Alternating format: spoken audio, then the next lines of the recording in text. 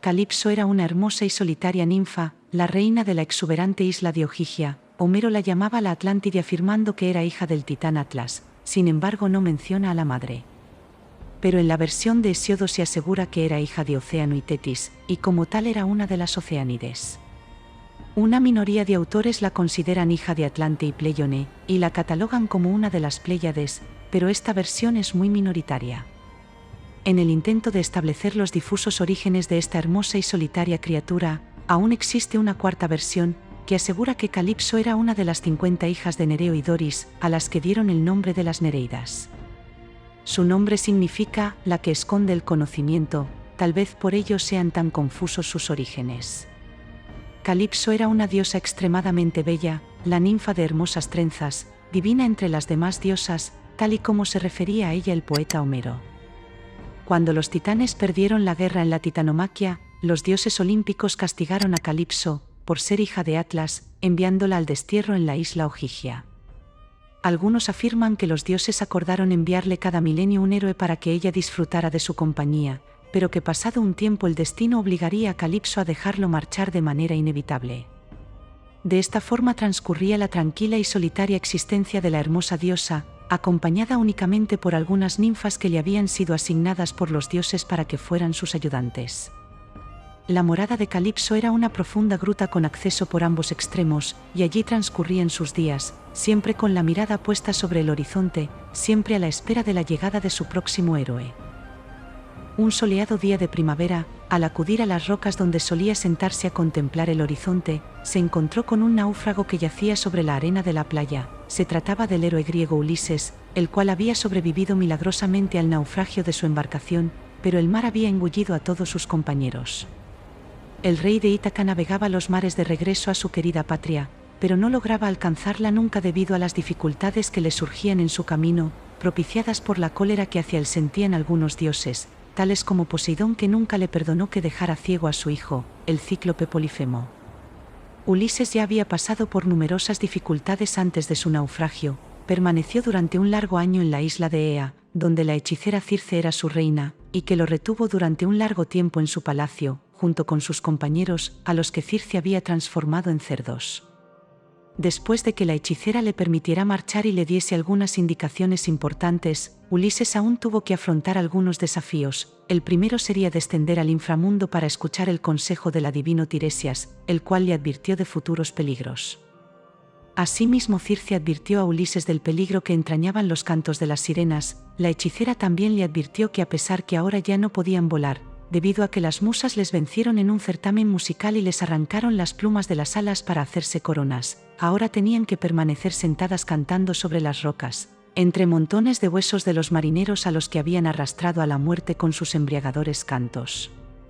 Entonces la hechicera le dijo estas palabras: Ulises, el más astuto entre los mortales, escucha atento lo que te digo y tapa los oídos de tus hombres con cera de abejas, y si tú deseas escuchar sus irresistibles cantos, haz que tus marineros te aten de manos y pies al mástil, pero antes oblígales a jurar por todos los dioses que no te soltarán, por muy severamente que les amenaces. Después de estas palabras, Ulises y sus marineros partieron con viento favorable, y cuando el navío se acercaba a la isla de las sirenas, Ulises, siguiendo el consejo de Circe, fue atado de pies y manos al mástil con tiras de piel de vaca. Las sirenas entonaron su canto tan dulcemente, y en su canto le hicieron tan tentadoras promesas, tales como poseer el conocimiento previo de todos los futuros acontecimientos por ocurrir, que gritó a sus compañeros amenazándoles con la muerte si no lo soltaban inmediatamente. Pero estos, obedeciendo sus órdenes anteriores, lo único que hicieron fue atarlo todavía más fuerte y con más sogas al mástil de la nave. Así la embarcación de Ulises siguió navegando sin peligro, y las sirenas, sintiéndose vejadas y ultrajadas por la resistencia del héroe, se suicidaron saltando desde los acantilados. Los argivos continuaron su viaje, pero aún deberían superar algunas dificultades. El siguiente peligro para Ulises consistía en el paso entre dos promontorios rocosos, en uno de los cuales se refugiaba Escila, y en el otro Caribdis, su monstruosa compañera. Caribdis era hija de la madre tierra y Poseidón, era una criatura que un día fue una mujer de gran voracidad que había sido castigada por Zeus y arrojada al mar por uno de sus temibles rayos. Por esta razón, y 3 veces al día, aspiraba el agua en grandes volúmenes creando un enorme remolino, para poco después vomitarla de manera violenta. Escila, por su parte, había sido transformada en un monstruo semejante a un perro con 6 cabezas espantosas y 12 patas. Tratando de eludir a Caribdis, la nave de Odiseo se acercó excesivamente a Escila, la cual, inclinándose sobre la borda de la nave, arrebató de la cubierta a 6 de sus marineros más capaces, llevándose a uno en cada boca, y los llevó hasta las rocas, donde los devoró cómodamente. Los asustados marineros chillaron y tendieron las manos hacia Odiseo, pero él no se atrevió a tratar de salvarlos y siguió adelante, fijando su rumbo según las indicaciones que había recibido de Circe y del adivino Tiresias, durante su reciente visita al inframundo. Tal y como había sido pronosticado, pasados unos días divisaron la isla de Sicilia, donde el titán Sol Hiperión, al que algunos llaman Helios, apacentaba 7 manadas de magníficas vacas, a razón de 50 por cada rebaño, y grandes manadas de robustas ovejas. Entonces, siguiendo el consejo de Tiresias, Ulises hizo que sus hombres juraran solemnemente que se contentarían con las provisiones que les había dado Circe, y que no robarían ni una sola vaca. Estos accedieron y entonces desembarcaron y amarraron el navío, pero el viento sur sopló durante 30 días imposibilitando su partida. Además comenzó a escasear la comida, y aunque los marineros cazaban o pescaban todos los días, era poco lo que conseguían para llevarse a la boca. Un día, uno de los marineros, desesperado por el hambre, llevó aparte a sus compañeros y les indujo a matar parte del ganado, en compensación por lo cual, se apresuró a añadir, erigirían a Hiperión un magnífico templo en su honor a su regreso en Ítaca. Los hambrientos marineros estuvieron de acuerdo y esa misma noche se apoderaron de varias vacas, las mataron, sacrificaron a los dioses los fémures y la grasa, tal y como era costumbre, y para ellos asaron buena carne, suficiente para disfrutar de un banquete de 6 días. Ulises quedó horrorizado cuando despertó y vio lo que había sucedido, y lo mismo le pasó a Hiperión. Entonces el titán Hiperión se quejó a Zeus, y éste, al ver que la nave de Odiseo había sido botada al agua de nuevo, con la intención de partir de inmediato, envió una súbita tormenta con fuertes vientos del oeste que derribó el mástil del navío, haciéndolo caer sobre la cabeza del timonel, para luego descargar un rayo sobre la cubierta. La nave se hundió y todos los que iban a bordo se ahogaron, con excepción de Ulises. Este consiguió amarrar el mástil y la quilla flotantes con una cuerda de cuero de buey, y se sentó a horcajadas en esa embarcación provisional, y de esta forma se alejó remando con los brazos. Tras 9 días de ir navegando a la deriva, Ulises arribó exhausto a la isla Ogygia, donde vivía Calipso, y este era el náufrago que ahora yacía sobre la playa. La hermosa diosa lo recogió para conducirlo a su morada, oculta entre bosques de alisos, álamos negros y cipreses. Los búhos, los halcones y los cuervos marinos se posaban en sus ramas, las cuales ocultaban la entrada a la gran cueva que había sido transformada en un palacio por la diosa. Una parra se extendía a través de la entrada, perejil y lirios crecían juntos en una pradera cercana, regada por 4 manantiales de aguas transparentes. Allí la bella Calipso curó las heridas de Ulises y le ofreció comida abundante, bebidas fuertes y una parte de su blando lecho. Calipso estaba contenta y feliz, le agradaba aquel héroe que sus compañeros los dioses le habían enviado, y deseaba que Ulises no se marchara nunca. Una vez que el héroe se hubo saciado de comer y beber, la diosa, que se había enamorado del ilustre visitante, le propuso que si permanecía con ella en su isla, gozaría de la inmortalidad y la juventud eterna, una oferta muy tentadora, pero Ulises la rechazó ya que el amor que sentía por su esposa Penélope era inquebrantable.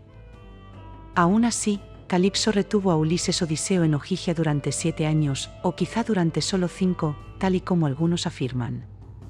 La diosa intentó por todos los medios que Ulises olvidara a Ítaca, a su esposa y a su hijo Telémaco, pero el héroe se cansó pronto de sus cálidos abrazos, solía sentarse abatido en las rocas de la costa, mirando con nostalgia fijamente en dirección al horizonte, añorando intensamente su cálido hogar. Pero la diosa Atenea, siempre protectora con el héroe, y aprovechando la ausencia de Posidón, intercedió ante Zeus y éste envió a Hermes con la orden de que Calipso dejara en libertad a Odiseo. La bella diosa no podía hacer otra cosa que obedecer, y en consecuencia, le dijo a Odiseo que construyera una balsa, que ella abastecería suficientemente con unos sacos de cereales, odres con vino, y agua y carne seca.